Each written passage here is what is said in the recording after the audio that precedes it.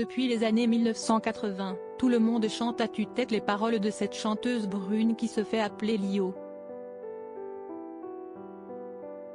Mais au fait, pourquoi l'artiste, de son vrai nom Wanda Maria Ribeiro Furtado Tavares de Vasconcelos, a-t-elle choisi ce pseudo?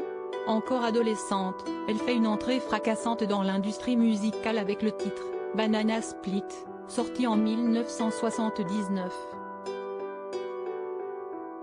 Carton immédiat, la jeune chanteuse se voit propulsée sur le devant de la scène et enchaîne alors les succès incontournables comme Sage comme une image, Les brunes comptent pas pour des prunes ou bien Fallait pas commencer.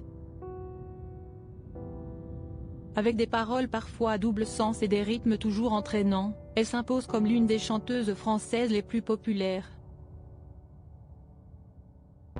Si les 3 lettres de son nom de scène peuvent d'abord faire penser à l'abréviation d'un prénom, l'origine de son pseudonyme est bien plus surprenante. À l'image d'une héroïne de bande dessinée, la chanteuse née Wanda Maria Ribeiro Furtado Tavares de Vasconcelos est encore inconnue au milieu des années 1970.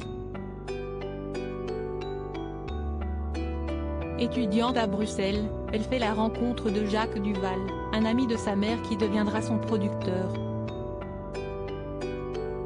Convaincu que la jeune femme a l'étoffe d'une vedette, il lui écrit le morceau Banana Split.